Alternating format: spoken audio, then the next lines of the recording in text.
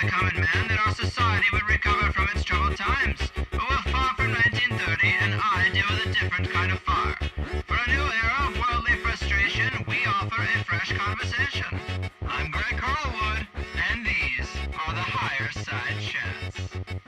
Hello again, Higherside Chatters. Drinking a little drink, smoking a little smoke from sunny San Diego. I'm Greg Carlwood, and today is such a great show. We got John Perkins in the house, identifying some of the problems and offering up some incremental solutions to try to turn this ship around. And being another fifth episode, we complete one magical money bomb cycle and another begins.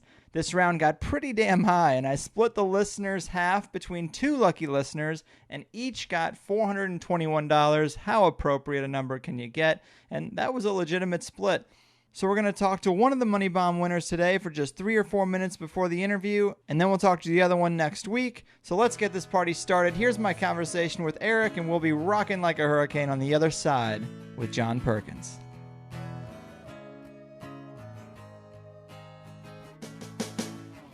All right, people, I'm here with my man Eric, one of the 2 Money Bomb winners that we have this week.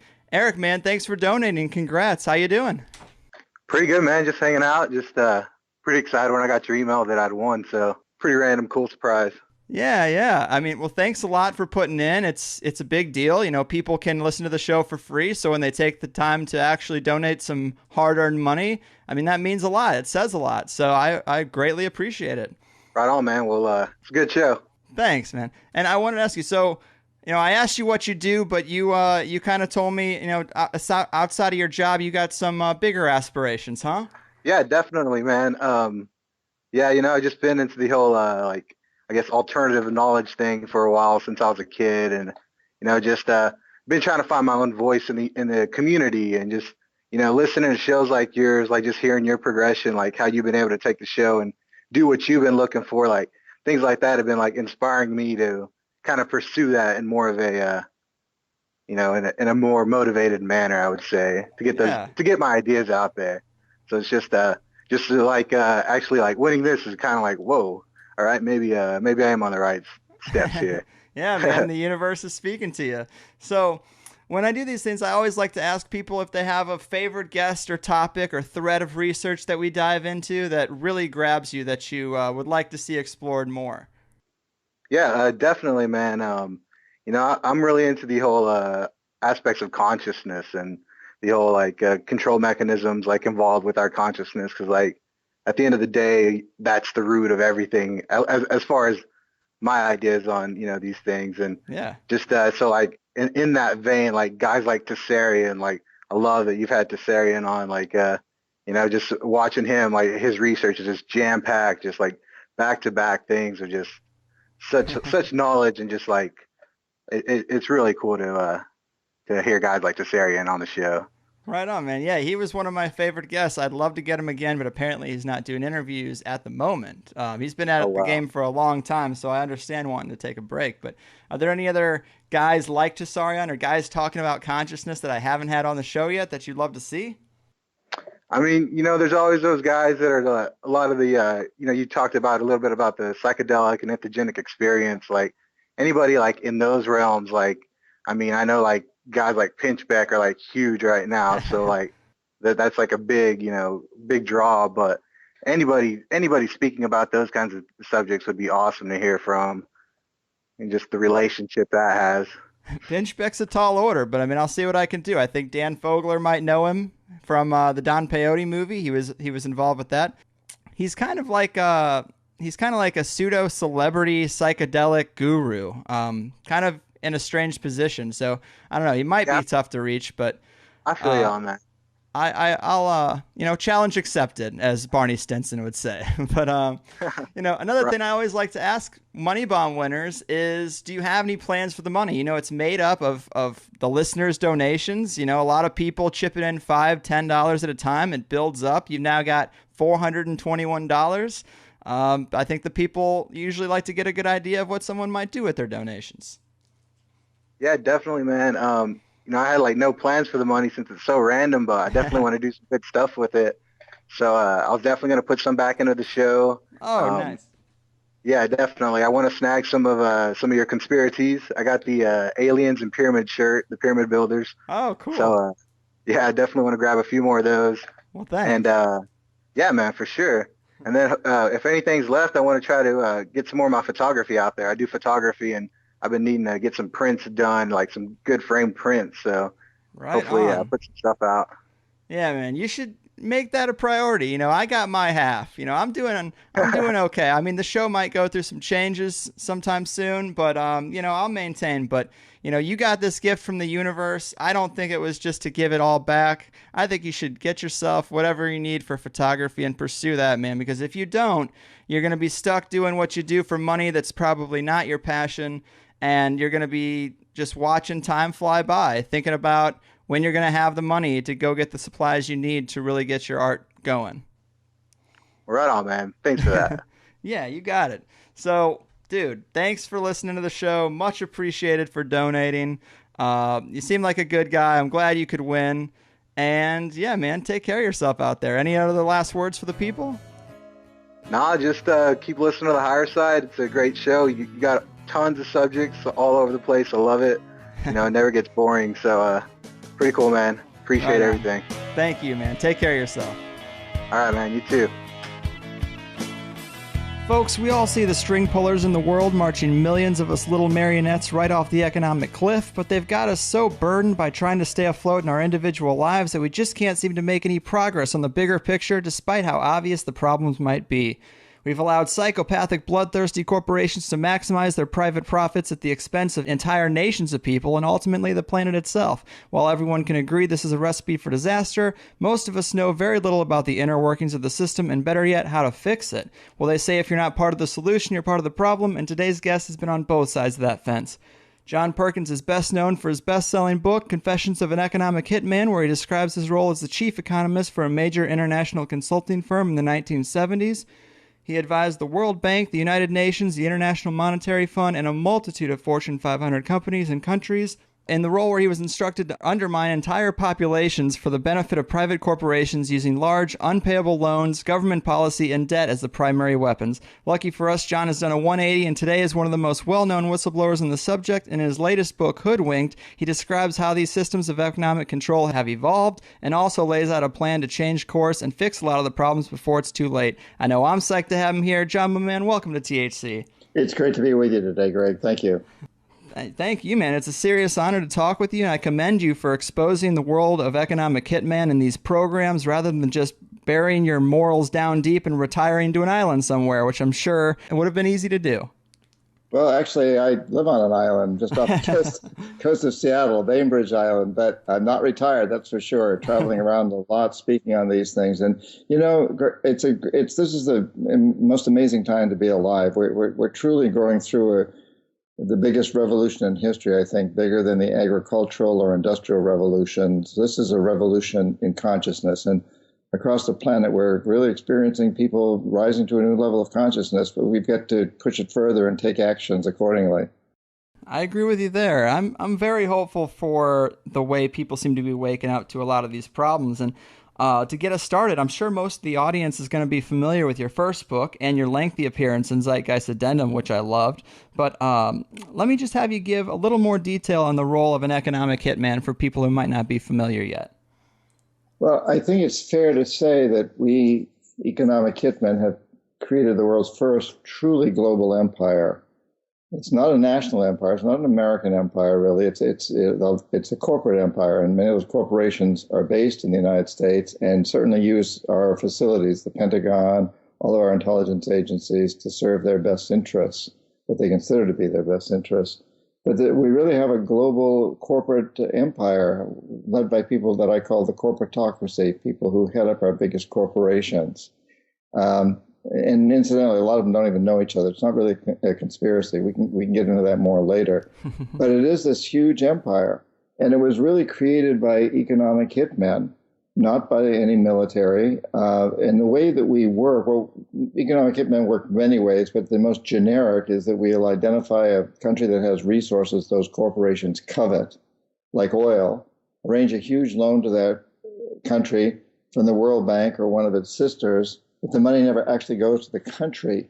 Instead, it goes to our own corporations to build big infrastructure projects in that country, things like power plants and industrial parks and highways that serve a few very wealthy families in those countries, the ones who own the industry and the big businesses. And of course, the primary beneficiary are our own corporations that build the projects. But these infrastructure projects do serve the wealthy families, but not the majority of the people who are too poor to buy much electricity, don't have cars to drive on highways, can't get jobs in industrial parks because they don't hire many people. And yet they're left holding a huge debt that they can't repay. The country can't repay its debt.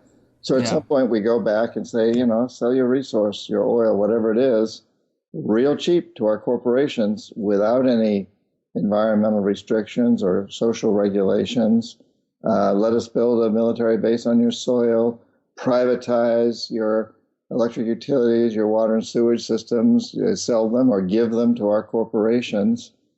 And in the few cases where we fail, Greg, what I call the jackals go in, and these are people that will either assassinate the leaders that haven't bought into this deal or throw them out in coups. And in the few cases where the jackals fail, such as with Saddam Hussein and Gaddafi, then we send in the military. So the military is always there in the background, but essentially this is the first empire in history that's truly global, A, and B, hasn't been created by the military for the most part. It's been created by economic hitmen through debt, essentially.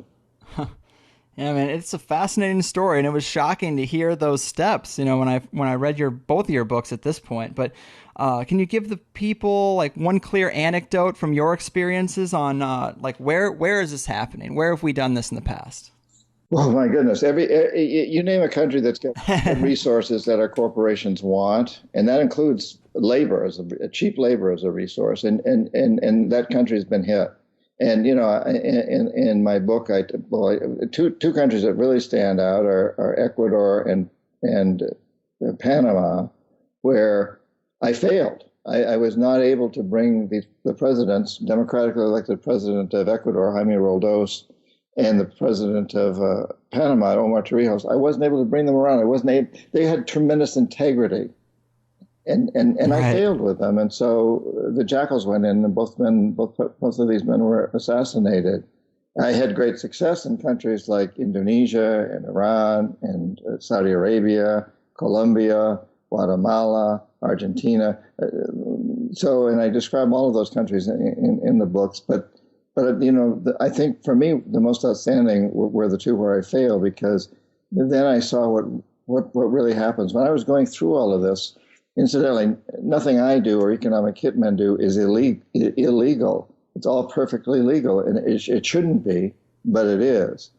And it's approved by the World Bank. It's taught in business schools. This is the way to help countries develop, give them these huge loans, put them into deep debt. It's a little bit like what we tell our students, go into deep debt, get a degree, get a master's degree, and spend the rest of your life trying to bail out from under the debt and basically being a slave to corporations or the banks. But It's done on a national basis this way, and it's totally legal. And for me, the countries where I failed were the ones who really taught me how terribly subversive the system is. Yeah, I can understand that, because you see the deeper levels of how they're going to get their way, because they're determined to get their way. I mean, one thing I took away from Hoodwink that really stuck with me was the Latin American situations in Honduras and Guatemala and some of those other Latin American countries where they elect leaders who want to raise the minimum wage and bring their people out of poverty, but these large companies like Dole and Chiquita just pay to overthrow new leaders who try to do that. It literally is like holding a gun to the heads of an entire nation and using them as slave labor. And if you buy their products, you're kind of contributing to that madness. But what can you do? Who knew the banana business was so serious? Exactly. And in fact, that just happened just a couple of years ago in Honduras, where the democratically elected president, President Zelaya, went up against Chiquita and Dole. He tried to have major land reform that they saw might have hurt them, also to increase the minimum wage, which is extremely low, by 60%. And Dole, Chiquita, Russell Athletic, and several other big corporations were strongly opposed to this. Economic hitmen went in and tried to bribe Zelaya out of his policies. it didn't work. He wouldn't give in, and so he was deposed. He was overthrown in a pretty nasty coup. Yeah, just a couple of years ago. It's the same old pattern. I mean, you've been active in this since the 70s, and it's still going on in 2009. Have you seen any type of evolution occur, or have they fine-tuned their methods, or is the same kind of thing still working? Well, what we saw in Honduras was classic. It was almost the mirror image of what had happened in the early 50s in Guatemala with President Arbenz, and that was also Dole and Chiquita. The Chiquita was called United Fruit in those days, but same basic companies, same technique, and we saw it in Iran with Mossadegh and many other places. So the classic still goes on, but there's a whole new process too now. In addition to economic hitmen like me, who I would basically classify as generic, we were out to promote big corporations, and we often didn't really care which big corporations get the contracts, whether it was Bechtel or Brown and Root or who, as long as it was a big corporation that would end up essentially taking over the country and putting it in deep debt and getting its resources available to our other corporations. Today, in addition to people like me in those days who still exist, there also every major corporation has its version of economic hitman. So Exxon has economic hitmen, Texaco has economic hitmen, Monsanto does, and Walmart does, that are promoting the specific interests of those companies.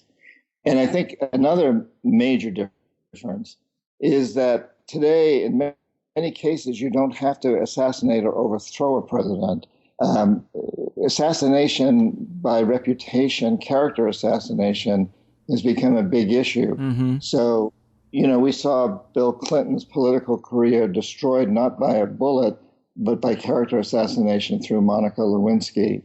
We saw the head of the IMF, Strauss-Kahn, brought down by a sex scandal. He probably would have been the next president of France and was threatening to do some things that many other countries didn't like regarding the European Union, the Central European Bank. He probably would have instituted policies that big corporations were very opposed to.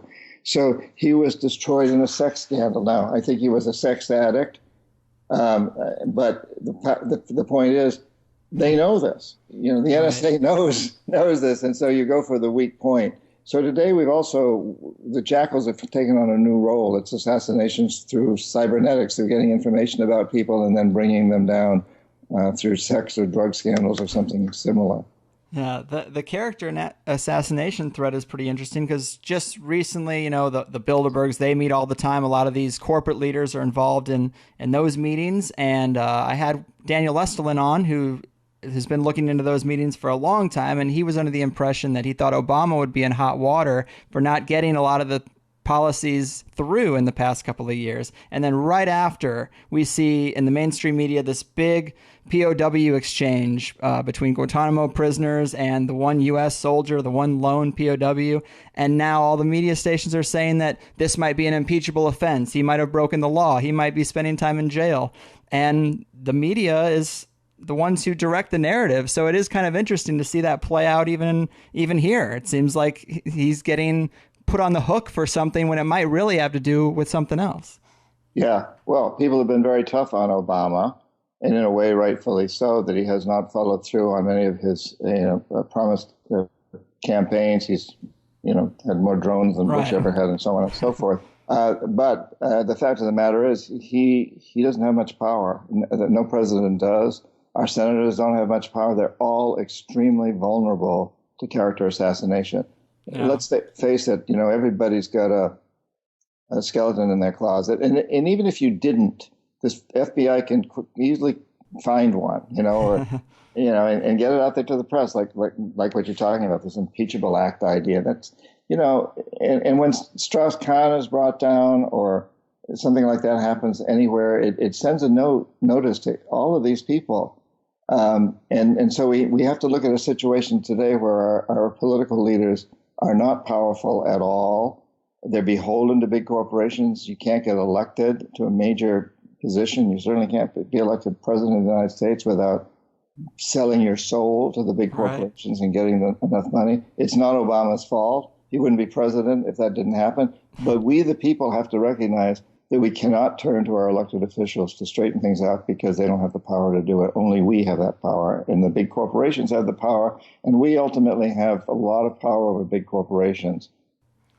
Yeah, I mean, that is an important thing to remember. It's kind of a scary realization to think that they have no power, but yeah, we're going to have to do something else. And these types of predatory behaviors, they seem to extend to all types of corporations and industries. I mean, energy, resources, shoes, cell phones. Is it fairly safe to say that most companies at the top of their field are at least complacent with these policies? I mean, you said a lot of them have employees that are their own economic hitmen. I mean, it seems like that's necessary to be at the top of one's field in today's game.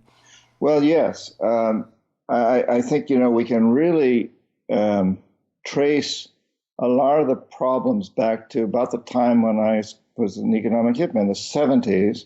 When I went to business school in the late 60s, I was taught that a good CEO makes a decent rate of return on investments. That's the only way you get investors. But a good CEO has many other responsibilities and goals to take good care of his employees, to provide good health care, insurance, and pensions, and take good care of his suppliers and his customers, and also be a good community citizen, not just pay taxes, but also supports schools and recreation centers and so forth. But in the 70s, all that changed when Milton Friedman at the Chicago School of Economics won the Nobel Prize in economics by saying essentially the only responsibility of business is to maximize profits. And Reagan bought into it, Thatcher bought into it, a lot of world leaders bought into it, and every major U.S. president since, Democrat and Republican alike, has bought into that idea.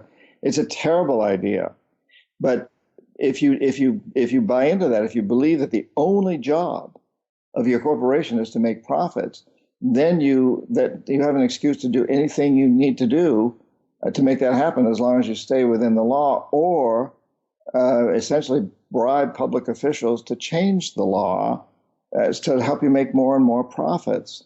So these big corporations are really the ones that write the laws.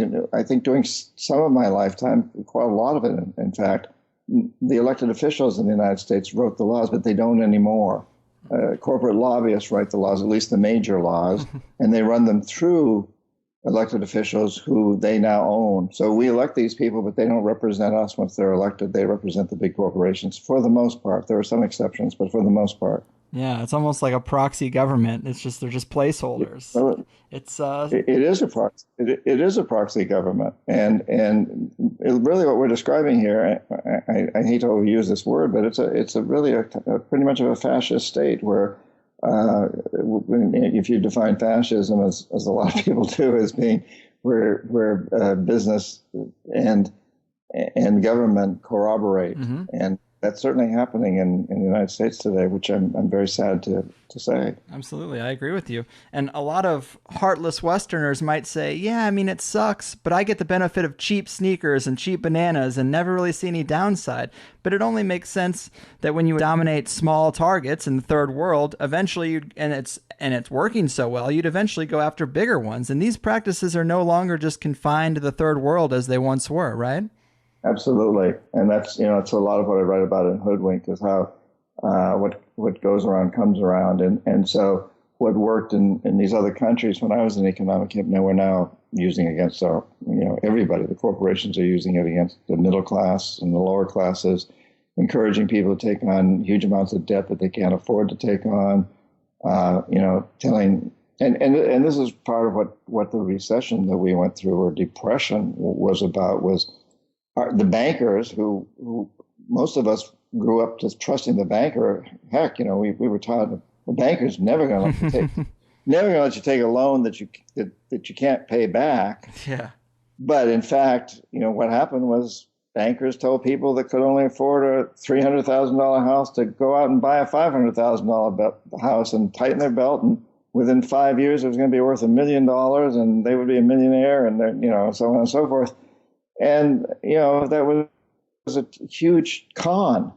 And of course, now a major con is telling kids, hey, take these huge loans, go to these really expensive colleges, and when you get out, you'll get a much better job.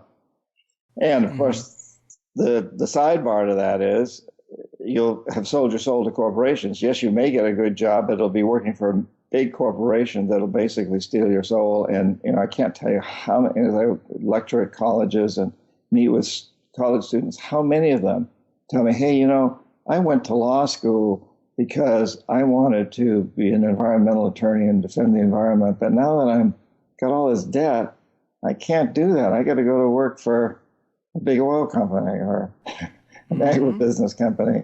I hear this over and over from law students and MBA students and all students at all levels of education.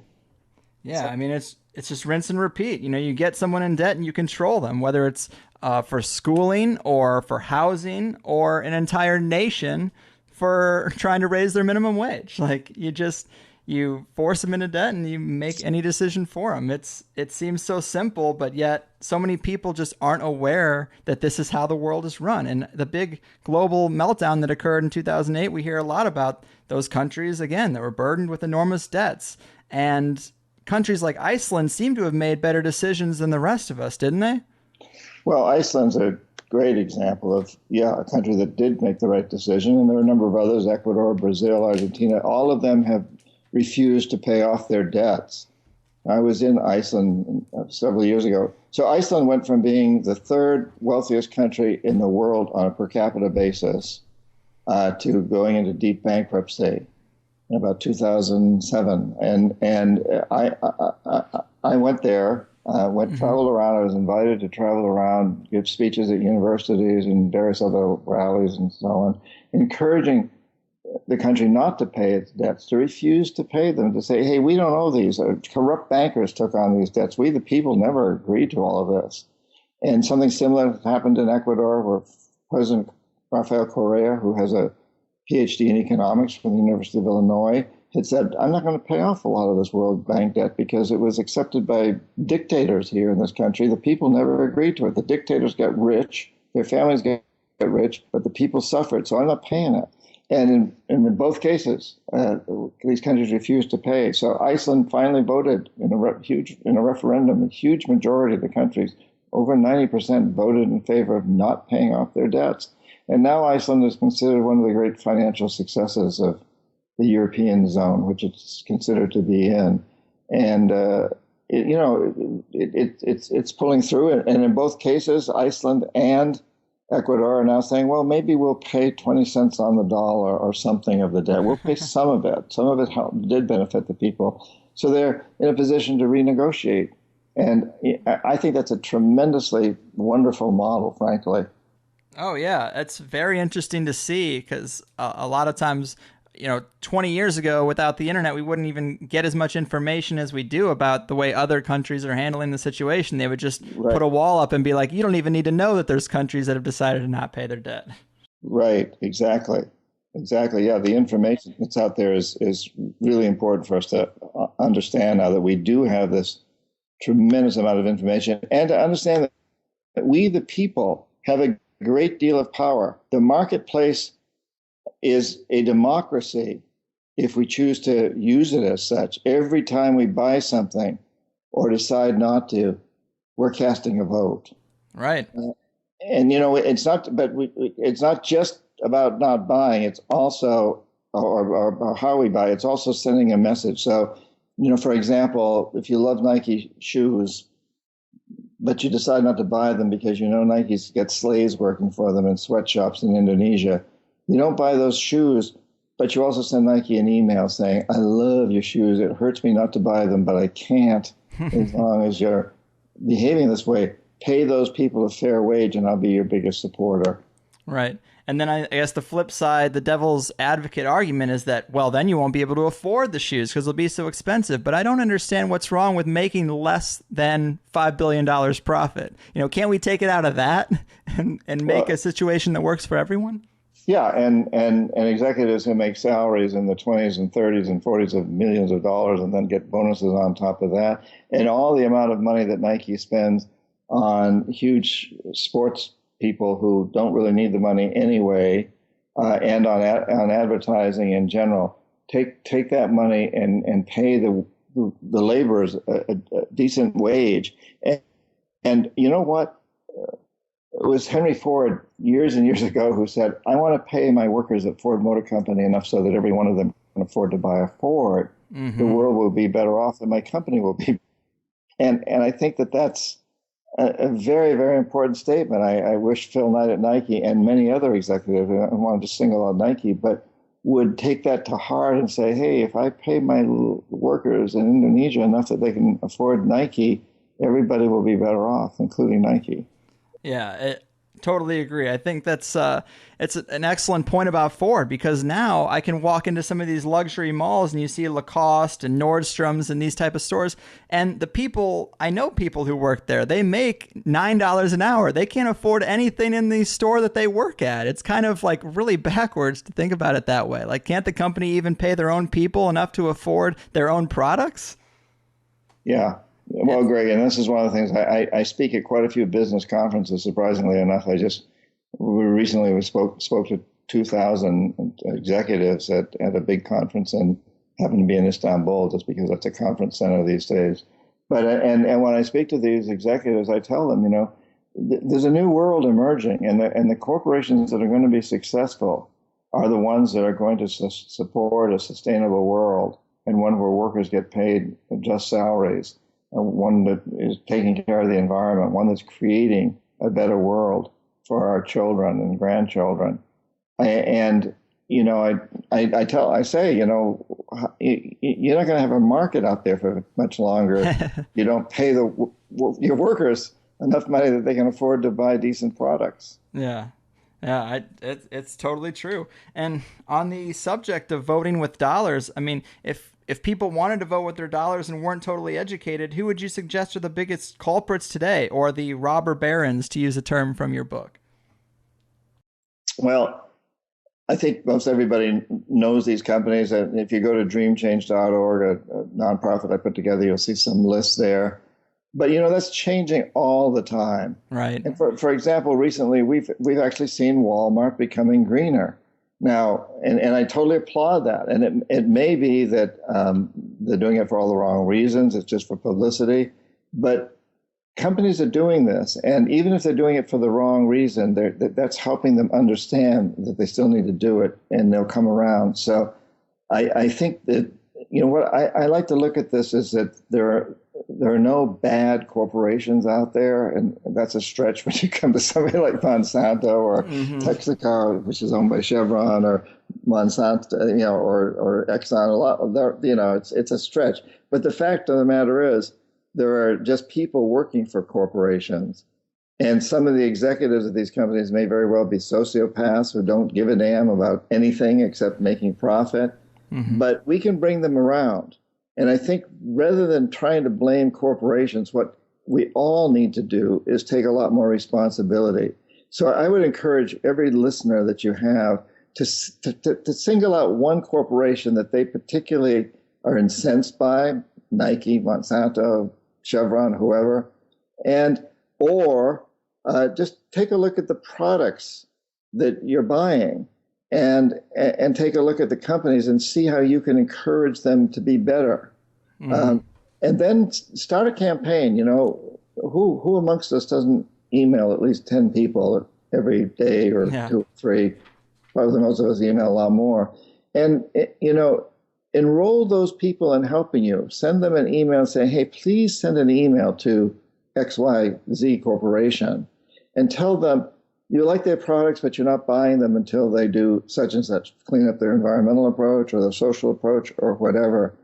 And send this email on to 10 of your friends. And if each one of us did this to 10 people that we Facebook with or email, and ask them to do it to 10 people and ask them to do it to 10 people, we'd have a heck of a campaign. And corporations have to hear this.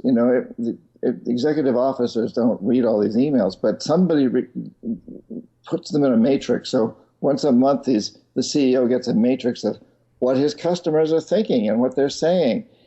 And, these have had a huge impact. Public opinion has a huge impact. We got rid of apartheid in South Africa back when I was in college because we boycotted corporations that were supporting it. We get corporations to clean up terribly polluted rivers in the United States and to open their doors wider to women and to minorities. And things have changed a lot in the corporate world because We, the people, the consumer, has put pressure on them. And now we need to ratchet this up a notch and say, hey, we're only going to support companies that do not buy into the tenet that the only responsibility of corporations is profit. We need to turn this around and say the responsibility of corporations is to serve the public, to create a better world, to move us out of what I call a death economy that's based on militarization and destroying the earth, ravaging the earth, wasting resources. We need to encourage all these corporations to support a life economy, which is about cleaning up pollution, helping starving people grow food more effectively and distribute it, creating new technologies for transportation, communications, banking, all of these things. There's a whole new economy out there waiting to happen, but we need to push for it and make it happen. I think those are great ideas. I mean, a lot of change can definitely come from accepting personal responsibility. People can watch 8 hours of The Bachelorette in half a year, but they can't be bothered to send an email. And yeah, that would definitely help the problem. But let's look at some of the root of these issues, because you mentioned that you don't think capitalism is to blame, but rather this warped mutant form you label predatory capitalism. But I'm inclined to think that this predatory form is actually just kind of a natural result of ultra successful capitalists. But do you think we can have one without going to the other? Well, capitalism is a trigger word these days, and the idea has been around for over 400 years, not always with the same word. If you take a little marketplace in the high Andes or the Himalayas where people just, barter goods, that's a form of capitalism, and it's been very successful, and it can be very benign. Local markets which I really encourage. So maybe we just need to think of a different word, because capitalism now has come to, a lot of people understand it as being about these huge corporations which are doing a very, very bad job. But that's not necessarily what capitalism really is. Anyway, let's not worry about the word. I think what we need to say at this point is we need to move out of this death economy and out of this concept that businesses are there only to make profit, and we need to move into a new philosophy that says that we're going to create a life economy, one that makes the planet a better place.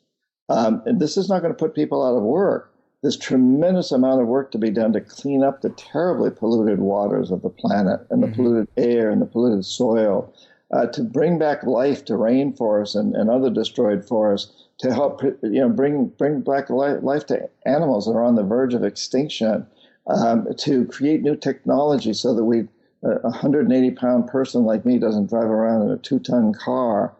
There's just so many opportunities, Greg, to create an amazingly dynamic economy. And it doesn't mean that we've all got to give up our jobs or live in caves. That's not going to happen. We've just got to be creative and come up with new approaches that will enhance life on this planet for all sentient beings, not just human beings. I think it's an incredibly exciting time, and we can call it by any name we want, greenalism or capital, it doesn't matter. But the fact of the matter is, we just need to move out of this old paradigm of the way that we've defined economic growth up until now and redefine what economic growth is all about. Hey, that's totally fair. And in terms of a great real life example of some of these things you're talking about, I was really shocked and unaware of the way corporations worked in the early days of America and the need for companies to justify their charters. It seems like an amazing system, and it's odd. Like, it seems so foreign to me that we ever even had that. But could you give the people some more details about how that used to be? Well, yeah, it's a marvelous model. For the first 100 years, the United States was a country. No corporation could get a charter in any state unless it proved it was going to serve a public interest. Charters lasted on average for 10 years. There were exceptions, but for most companies, after 10 years, they had to go back and demonstrate that they had served a public interest and commit to continuing to do that to renew their charter for the next 10 years. And that all changed in the late 1800s when the Supreme Court decided that corporations had the rights but not the responsibilities of individuals. And that was brought about, that change was really initiated by one man, John D. Rockefeller, who who went to the state of Delaware to begin with, and said, "Hey, don't require that I serve a public interest. Let me just squeeze the hell out of profits here, and I'll pay big taxes to the state of Delaware." And then New Jersey followed suit, and one after another, the states tumbled in and went to the Supreme Court, and the Supreme Court found in favor of the corporations, and that's continued. But I think there's an amazing precedent there that we need to return to that idea that corporations exist to serve a public interest. They're there to serve the 99%, not the 1%. Yes. We need to insist on that. And it's the 99% that actually has the power. We think, well, it's the 1% that has the power. They own the corporations. True. But the corporations don't succeed regardless of who owns them if nobody buys from them. And that's where we have the power. Yeah. Exactly. It should be a privilege to exist for a corporation. I mean, they're not people. They weren't here first. They're a product of man, and as a result, they should be subservient too. And they should definitely think of it as a privilege to exist and constantly have to justify that existence. I'd be happy with that world. I mean, I'd love to put more rules and regulations on these companies to force morality, but at the same time, I have concerns that it would be a never-ending battle against people like Rockefeller who just rolled back that regulation.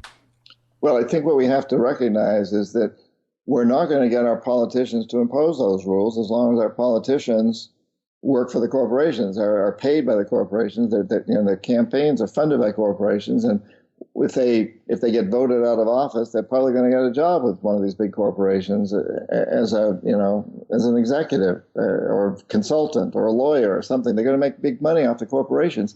So they are slaves to the corporations. We need to recognize that. Mm-hmm. We need to change the law and this movement to amend, to get a constitutional amendment to get big money out of campaign funding. That's a great step. I totally support that. And we also need to recognize that we do have tremendous control over corporations by the way we shop. 15 years ago, I was told by a businessman who'd practically gone bankrupt trying to get into the organic food business, opening markets, and he failed at it. And he said, "This is never going to happen because you need to be big enough to get a large supply in order to make the economics work." Well, Whole Foods came along and did it. And they've changed the world as a result. And people can object to Whole Foods' policies toward its employees and so on. Nobody's perfect. But it's a great example of how one company was able to turn things around so that now Walmart has organic foods.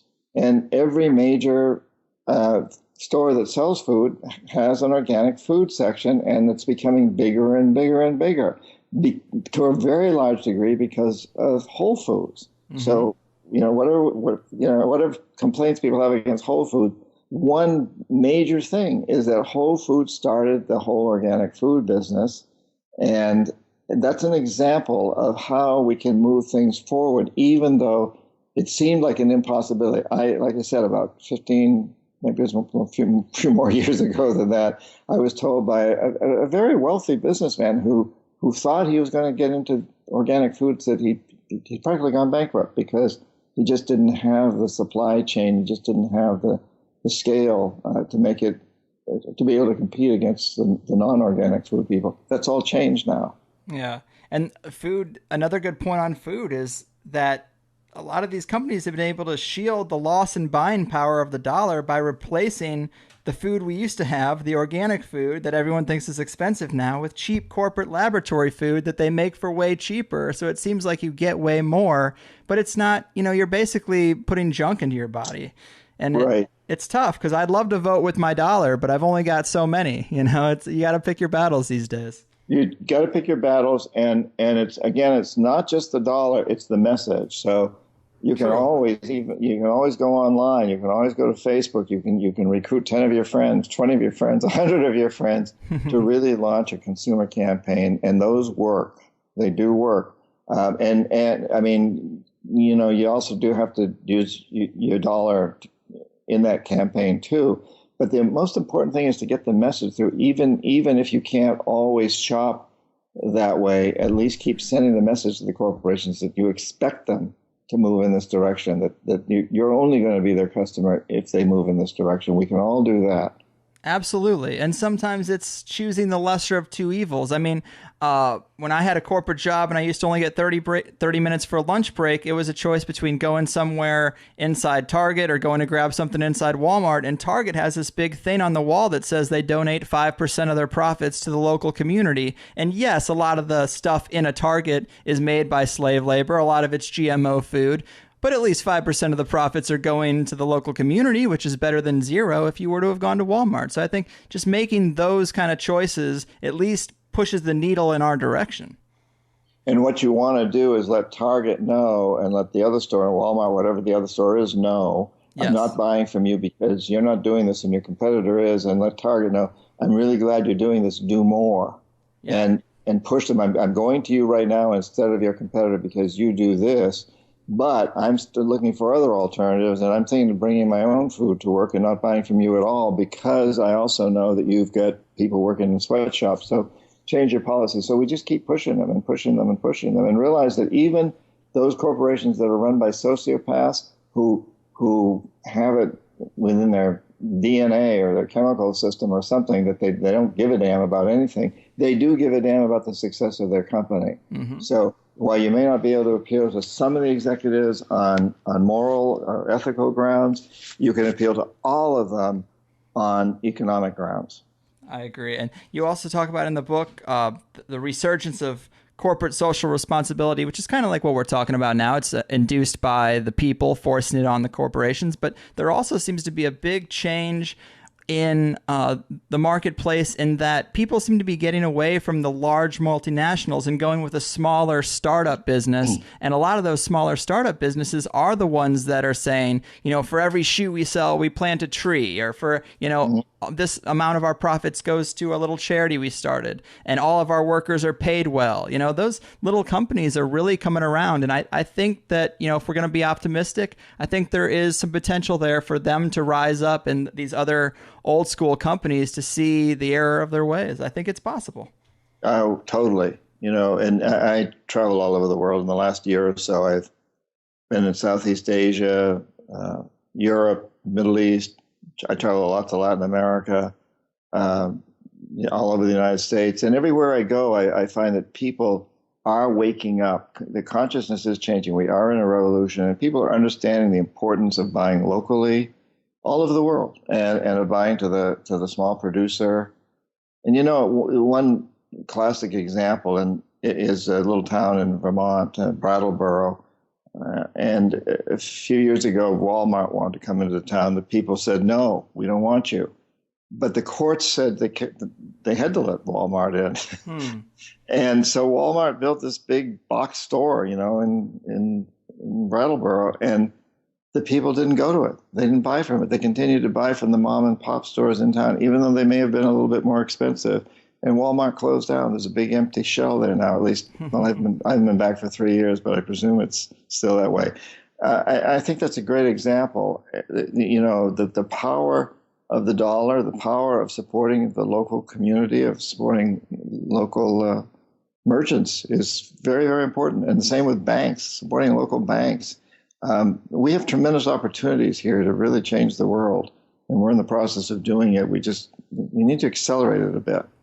Absolutely, man. I totally appreciate that because I've had a lot of depressing information in the last few shows and a real lack of positivity. So it's good to highlight something as a course of action and a proper direction. I think that we've done that, and I think that you're right on with the emphasis on informing them. That's a free thing to do.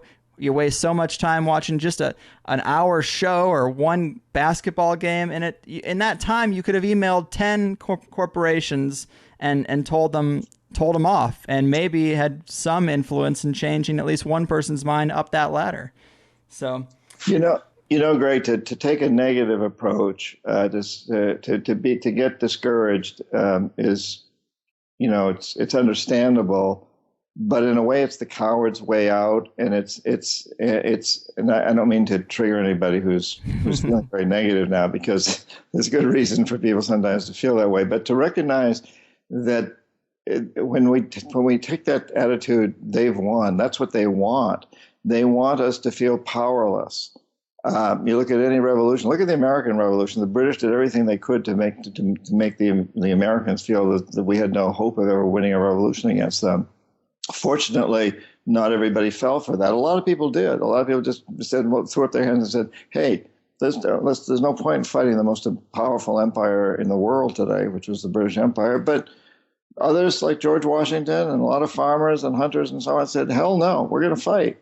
And I think we're at that situation today too, where if people are feeling negative and they're discouraged and they want to give up, just to recognize that means that they've beaten you. And that's exactly what they want you to do.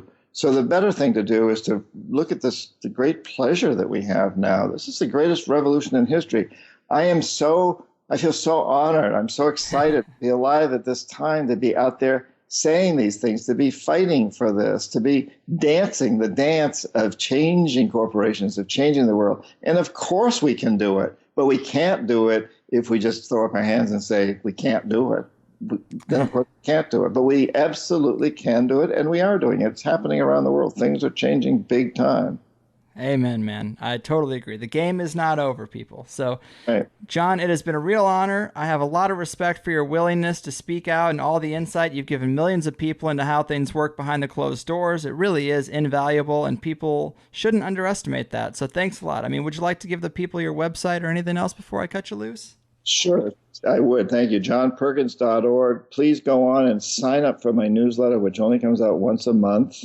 And you have to sign up for it on my website, johnperkins.org. Also, a nonprofit I created 25 or so years ago, dreamchange.org. That has a different newsletter that goes out once a month. Sign up for that one, too. And yeah, and also you can find on there where I'm speaking. I travel around a lot. I'd love to meet your listeners. So please check that out at johnperkins.org. And I'm also on Facebook and Twitter, so you can check that out, too. And I just want to say, Greg, that I really appreciate all you're doing, and thank you for this show and for all that you're doing. This truly represents freedom of the press and the awakening of consciousness. Oh, thanks so much. Very much appreciate that. But very cool. John, it has been an honor and a privilege. Thanks for being here. Take care of yourself out there, man. Likewise. Have a great day. All right, you too. Bye. Economic hitmen, predatory capitalism, and consumer power. Yes, I'd like to change the whole game. Yes, I'd like to tear down the system and build it anew. But the big question with something like a resource-based economy is always, how do we get there from here? It always seems so foreign to what we have that it's hard to conceive for the masses. But I think the way to get there is by making it easier for people to visualize, and we get there by nudging this machine in the right directions and using that consumer power while we still have some left. Compassion capitalism. I could live with that and die happy. Life is about compromise, I'm learning. But there we have it, people. Thanks for listening. The new Conspiracy HQ project is coming together really well, soon to be released at conspiracyhq.com. The Secret Space Program Conference is this weekend. Hope to see a couple of you there. Life is good. You're happy. I'm happy. Let's reject the abuse of the corporate world and value ourselves enough to command the respect we should have never lost in the first place. We got dreams to achieve, and like today's Money Bomb winner, when the universe gives you an out, you gotta take it. I wish you all the best. Find your passion, take some chances, and throw off those corporate chains. I really think Afro Man said it best when he said, I quit my job this morning. I don't want to work no more. I ain't working for no $5 an hour. Yeah. Fuck McDonald's and Taco Bell. That modern day slavery no. is knocking on my front door. I don't fit in the corporate world, man. Get you a big fat sack of yayo. Can't see my kids, can't see my wife. Yeah. Can't see a way to control my doggone life. Hey man, break it down for all these suit tie pencil heads. I got hired at the dope spot. I'm an employee. Cooking crack like a black chef Boyardee. Got meth, speed, whatever you need. Zigzags come free with a bag of weed. If you want some Sherm, you gotta talk to her. Skinny black dude with the real long perm. Laptop computers, rap CDs, Motorola phones, Sony color TVs. I got the porno tapes in the back of the car. You get it free when you buy a hot VCR. VCR. Got gaps in these car batteries. Getting blunted with my folks on them hundred spuds. Cops ain't waiters, we don't tip them. Treat cars like women, take them home and strip them. Match the pink slips, get the smock inspection. Put an ad in the paper in the classified section. Cause I don't wanna work no more. Modern day slavery knocking on my front door. Can't see my kids, I can't see my wife. I can't see a way to control my own life. You must be crazy. I don't wanna work no more. Modern day slavery knocking on my front door. I can't see my kids, I can't see my wife. I can't see a way to control my damn life, motherfucker. I quit my job this morning. Get a haircut. I don't wanna work no more. I can't be Afro man with a bald head. McDonald's and Taco Bell, yo. Modern day slavery. Random drug test is knocking on my front door. Get you a big fat sack of yayo. Can't see my kids, can't see my wife. Can't see a way to control my doggone life. How you gonna write me up for insubordination? I'm not being insubordinate, motherfucker. Tell the neighborhood, watch. Tell the neighborhood, listen. Tell the neighborhood your big screen television missing. You new in my hood, so I gotta come to you. Steal your car battery and sell it back to you. Then I come back just for kicks. Leave your car sitting on 4 big bricks. All I need now is some baskets home. Cause my garage look just like AutoZone. I need a beeper. What you say, man? I need a beeper. You need another beeper? I need a beeper. Buy it from me, cause